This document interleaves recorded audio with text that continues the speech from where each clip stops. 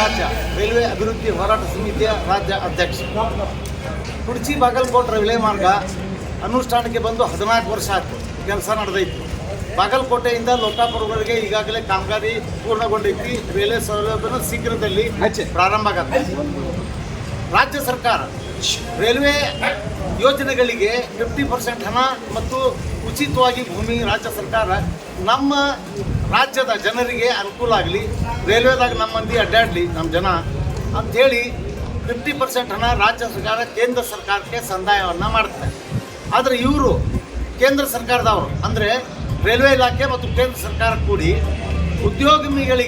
ಉದ್ಯೋಗಪತಿಗಳಿಗೆ ಅನುಕೂಲ ಆಗುವಂತೆ ಇವತ್ತು ಲೋಕಾಪುರಕ್ಕೆ ನಿಂತಿದ್ದು ರೈಲನ್ನು ಮುಧೋಳ, ಜಮಖಂಡಿ, ರಬಕೈ, ಬನಹಟ್ಟಿ, ತೇರದಾಳ ಭಾಗದಾಗ ಕೆಲಸ ಪ್ರಾರಂಭಿಸುವುದು ಬಿಟ್ಟು ಈಗ ಯಾದವಾಡಕ್ಕೆ ಕೆಲಸ ಮಾಡ್ತೈತಿ. ಅದರ ನಮ್ಗೆ ವಿರೋಧೈತಿ. ಯಾದವಾಡಕ್ಕೆ ಪ್ರಾರಂಭ ಮಾಡಲಿ, ಅದಕ್ಕೆ ನಾವು ಸಂತೋಷ. ಆದರೆ ಮುಧೋಳ, ಜಮಖಂಡಿ, ರಬಕೈ, ಬನಹಟ್ಟಿ ಈ ಭಾಗದಲ್ಲಿ ಜನರಿಗೆ ಅನುಕೂಲ ಆಗುವಂಥ ಮಾರ್ಗ ಇದು.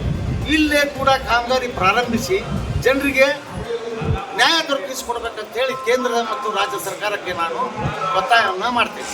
ನಾನು ಕುತ್ಕೋದಿನ ಕಾಜಿ 10 ರೂಪಾಯಿದಾಗ ಹೋಗ್ತೀವಿ, ಬಸ್ನಾಗ ನಾವು 100 ರೂಪಾಯಿದಾಗ ಹೋಗ್ತೀವಿ.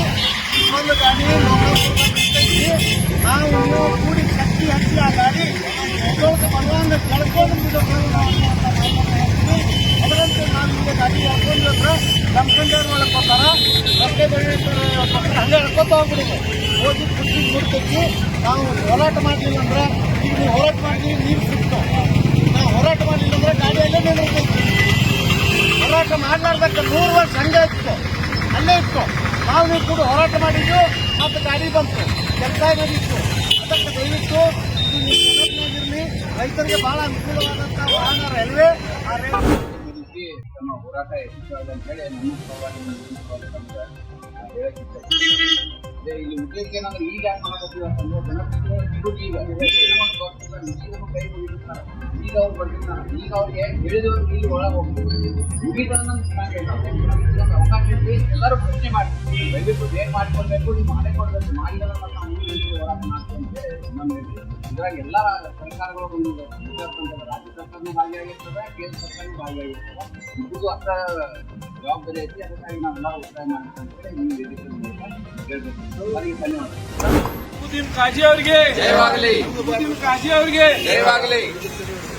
ಜಮಖಂಡಿ ಅವರಿಗೆ ಜಯವಾಗಲಿ. ನಮ್ಮ 5 ವಾರಕ್ಕೆ ಜಯವಾಗಲಿ. ನಮ್ಮ ಮುಳಿಮುಡಿಯವರಿಗೆ ಜಯವಾಗಲಿ. ರೈಲ್ವೆ ಮಾರ್ಗಕ್ಕೆ ಜಯವಾಗಲಿ. ರೈಲ್ವೆ ಮಾರ್ಗಕ್ಕೆ ಜಯವಾಗಲಿ. 5 ಚೇರ್ಮನ್ರಿಗೆ ಜಯವಾಗಲಿ.